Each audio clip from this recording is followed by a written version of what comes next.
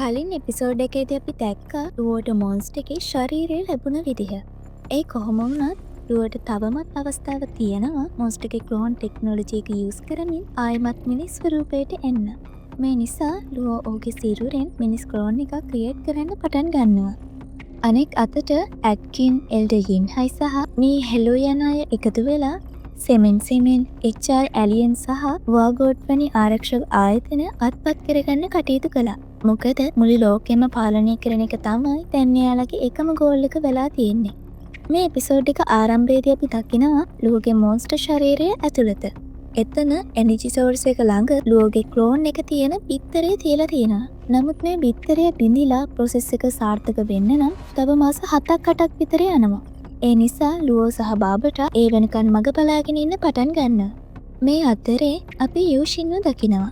යූෂින්ගේ සහෝදරයා යූෂින්ව සතුටින් තියන්න ඔහුගේ සම්පූර්ණ කාලයම කැප කරනවා. මේ විදිහට ටිකෙන් ටික කාලය ගත වෙලා යූෂින්ගේ ඩිලිවරි එක කරන දවස එනවා. මේ නිසා යූෂින්ගේ සහෝදරයා හුඟක් කලබල වෙනවා යූෂින්ට මොකක් හරි කඩතරයක් වෙයිද කියලා. නමුත් යූෂින් ආරක්ෂිතව නිරෝගී දරුවන් දෙදෙනෙකුට උපත ලබා දෙනවා. මේ නිසා ලුවගේ පවුලේ හැමෝම හුඟක් සතුටු වෙනවා. මේ ගැන බාබටාටත් දැනගන්න ලැබෙනවා. නමුත් බාබටාට මේ බව ලුවට කියා ගන්න බැරි වෙනවා. බිත්තරේ නිර්මාණය වීම නිසා ලුව ශීත නිද්‍රාවකට පත් වෙලා ඉන්න නිසා. ඒ වගේම ඒ බිත්තරේ බින්දෙන්නත් තවත් කල් තිබුණා. මේ විදිහට කාලය ගත වෙලා යද්දී බිත්තරේ පුපුරන්න හොඳටම ලන් වෙලා ඒකේ ඉරිතැලින් ඇති වෙන පටන් ගත්තා. මේ අතරේ යූෂින් ලුවගේ ෆොටෝස් බලමින් දරුවන් දෙදෙනා රැක බලා ගන්නවා. මේ වෙලාවේ එක පාරටම යූෂින්ගේ කාමරයේ තිබුණ දේවල් පාවෙන්න පටන් අරගෙන ආයමත් ඒ දේවල් බිමට වැටෙනවා. මේ දේ දැකපු යූෂින් බයෙන් හරිම වේගෙන් පාරට දුවගෙන යද්දී එයා දකිනවා ලුවගේ සහෝදරයා සහ ඔහුගේ පෙම්වතිය සිහසුන්ව වැටිලා ඉන්නවා. යූෂින් මේ නිසා හොඳටම කලබල වෙනවා. මේ වෙලාවේදී එකපාරටම යින්හයි මෙතනට ඇවිත් යූෂිට කියනවා ඔයා බය වෙන්න එපා. එයාලයි නිදාගෙන ඉන්නේ කියලා.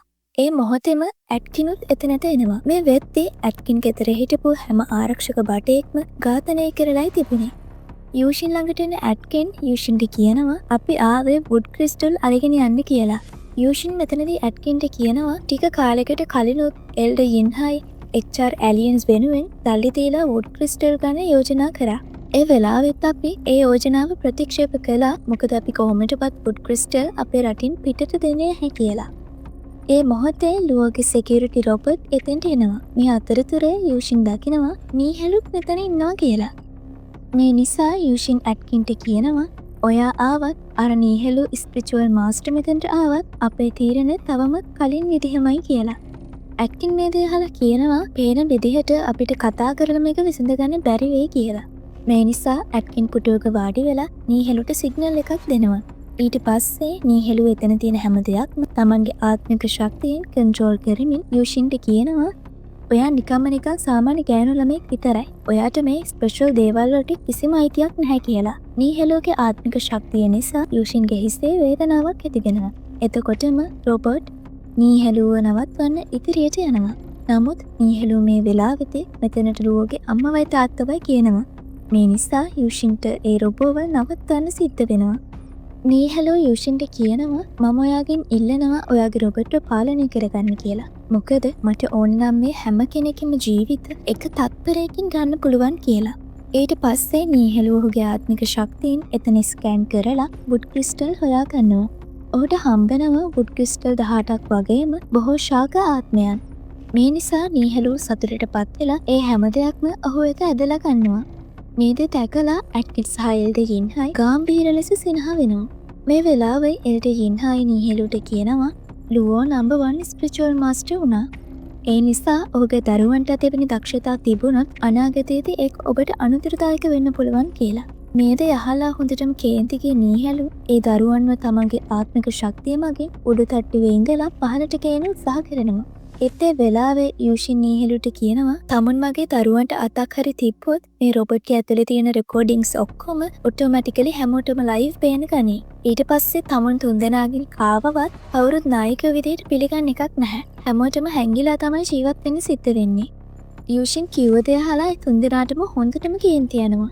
ඒ වෙලාවේ යූෂින් එයාලට කියනවා ඔයාලට ඕනේ නම් මේ හැම දෙයක්ම මෙතනින් අරගෙන යන්න පුළුවන්. ඒත් මගේ දරුවන්ටවත් ලුවෝගේ පවුලේ කාටවත් කිසිම කරදරයක් වෙන්න බෑ කියලා. නීහෙල්වයකට කැමති වුණේ නැහැ.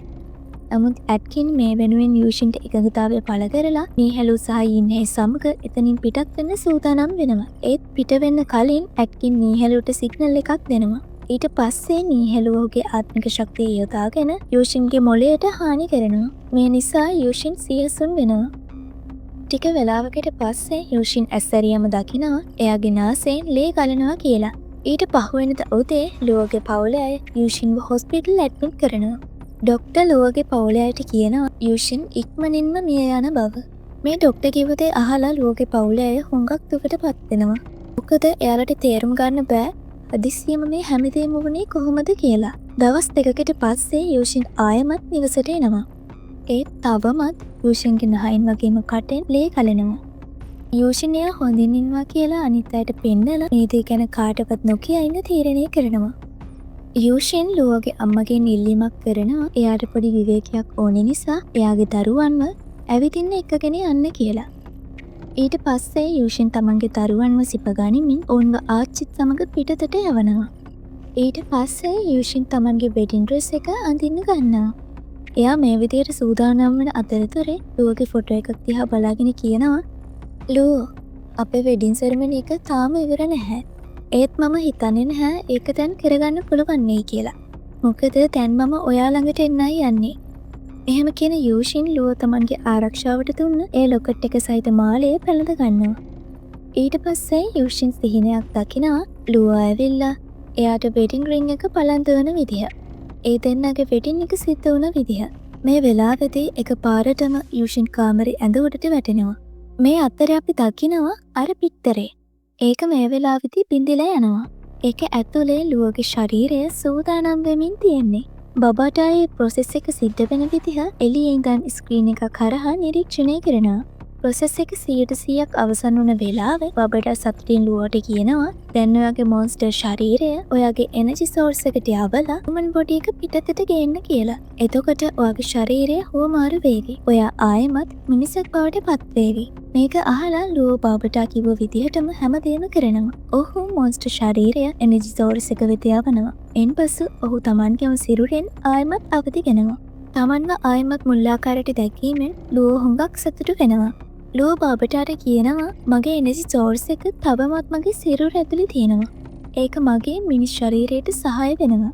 මේ පිළිබඳව බබාටා ලුවෝට පැහැදිලි කරනවා. මේ එනර්ජි සෝර්ස් එක මොන්ස්ටර්ට සහාය වෙන්න තමයි තියෙන්නේ. මොකද හියුමන් බොඩි එකකට ඊතරම්ම ශක්තියක් අවශ්‍ය වෙන්නේ නැති නිසා. ඒකට එකපාර මිනිස් සිරුරු කීපයක්ම වුණත් ධාරණය කරගන්න පුළුවන්. තව මේ නිසා ඔයාගේ ශරීරයේ ශක්තිය වගේම දැඩි බව කීප ගුණයකින් වැඩි වෙලා තියෙනවා. ලුවෝ ඕගේ ශක්තිය හරි විදියට සකස් කරගන්නවා. මේ නිසා ක්ලවුඩ් ආයෙමත් ලුවෝගේ ඕරා එක හඳුනගෙන ඔහු වෙත පැමිණෙනවා. ලුවෝ ආයෙමත් ඔහුගේ බ්ලැක් කෝඩ් ආවරණයත් ලබා ගන්නවා. මේ අවස්ථාවේදී බබාටා ලුවෝට කියනවා මම ඔයාට කිව්වා හොඳ වර්ගයක ශරීරයක් තෝරගන්න කියලා. මේ සිරුරට වඩා මොන්ස්ටර්ගේ සිරුර කොච්චර හොඳද? ඒ සිරුරට මේ සිරුරට වඩා ඉතා වේගකින් වර්ධනය වෙන්නත් පුළුවන්. ඒ මොහොතම ලුවෝගේ සිල්වර් ගාඩියන්ස්ලා එතනට ඇවිත් ලුවෝට ඔහුගේ මුදුව ලබා දෙනවා. ලුවෝ ඒක පැලඳගෙන බබාටාට කියනවා ඔයා මේ තරම් ලෝභ වෙන්න එපා. මට තවමත් වර්ධනය වෙන්න පුළුවන්. තව මේ සිරුර නිසා මට මගේ පවුලේ අය වගේම යූෂින්වත් හම්බ වෙන්න පුළුවන්. මෙතනදී බබාටා ලුවෝට යූෂින් ගැන කියනවා. බබාටා කියනවා ඇය දැන් ජීවතුන් අතර නැහැ කියලා. ලුවෝට මේ දේ අදාහ ගන්නවත් බැහැ. ඔන්න ඉතින් මෙතනින් මේ එපිසෝඩ් එක අවසන් වෙනවා. ඇත්තටම යූෂින් මිය ගියාද? එතකොට එයාලගේ දරුවන්ට මොකද වෙන්නේ? මේ දේවල් ගැන දැනගන්න අපි ඊළඟ එපිසෝඩ් එකෙන් ඉක්මනටම හමු වෙමු. හැමෝටම සුබ දවසක්.